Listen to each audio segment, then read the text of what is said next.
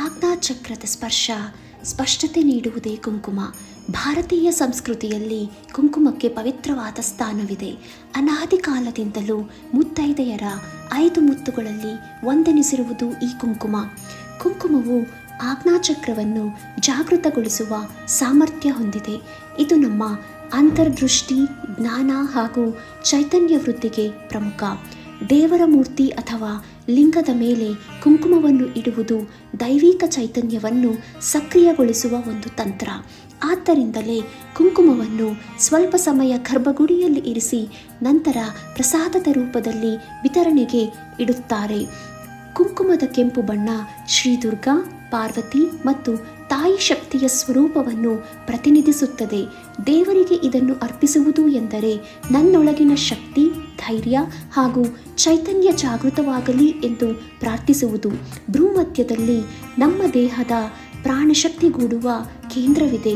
ಅಲ್ಲಿ ಕುಂಕುಮ ಹಚ್ಚುವುದರಿಂದ ಸಂಕುಲಗೊಂಡ ಚಿಂತನೆಗಳು ಶಾಂತವಾಗುತ್ತವೆ, ಮನಸ್ಸು ಸ್ಥಿರವಾಗುತ್ತದೆ, ಆತ್ಮ ಸಾಕ್ಷಾತ್ಕಾರದ ದಿಕ್ಕಿಗೆ ಸಾಗುವುದು ಸುಲಭವಾಗುತ್ತದೆ. ಇದೇ ಕಾರಣಕ್ಕೆ ಯೋಗಿಗಳು ಕೂಡ ಆ ಭಾಗದ ಮೇಲಿನ ಗಮನವನ್ನು ಇಡುತ್ತಾರೆ. ಕುಂಕುಮವು ಮನೆಯಲ್ಲಿ ಮತ್ತು ದೇಹದ ಮೇಲೆ ದೈವಿಕ ರಕ್ಷಣಾ ವಲಯ ನಿರ್ಮಿಸಲು ಉಪಯೋಗವಾಗುತ್ತದೆ. ಅಂದರೆ ದುಷ್ಟ ಸಂಶಕ್ತಿಗಳು, ನಕಾರಾತ್ಮಕ ಚಿಂತನೆಗಳು, ಕೆಟ್ಟ ಉದ್ದೇಶಗಳು ಇವುಗಳಿಂದ ರಕ್ಷಣೆ ದೊರೆಯುತ್ತದೆ. ಕುಂಕುಮವನ್ನು ಅರ್ಪಿಸುವುದು ಹೃದಯ ಭಕ್ತಿಯಿಂದ ನೀಡುವ ಸಮರ್ಪಣೆ.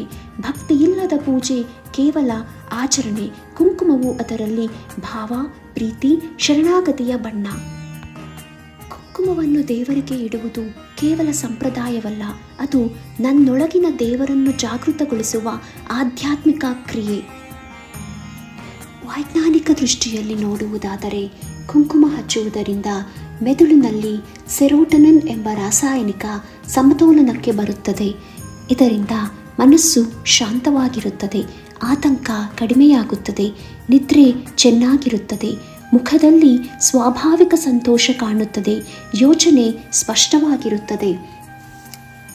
ಕುಂಕುಮದಲ್ಲಿ ಉಷ್ಣವನ್ನು ಕಡಿಮೆ ಮಾಡುವಂತಹ ಶಕ್ತಿ ಕೂಡ ಇದೆ. ಇದನ್ನು ಧಾರಣೆ ಮಾಡುವುದರಿಂದ ಪಿಟ್ಯೂಟರಿ ಗ್ಲ್ಯಾಂಡ್ಸ್ ಉತ್ತೇಜನಗೊಂಡು ಅದರ ಹಾರ್ಮೋನ್ ನಿಯಮಿತವಾಗಿ ಶ್ರಮಿಸುವಂತೆ ಮಾಡುತ್ತದೆ. ಈ ಕುಂಕುಮದ ಮಹತ್ವದ ವಿಡಿಯೋ ನಿಮ್ಮೆಲ್ಲರಿಗೂ ಇಷ್ಟವಾಯಿತೆಂದು ಭಾವಿಸುತ್ತೇನೆ. ದಯವಿಟ್ಟು ಲೈಕ್, ಕಮೆಂಟ್, ಸಬ್ಸ್ಕ್ರೈಬ್ ಮಾಡಿ.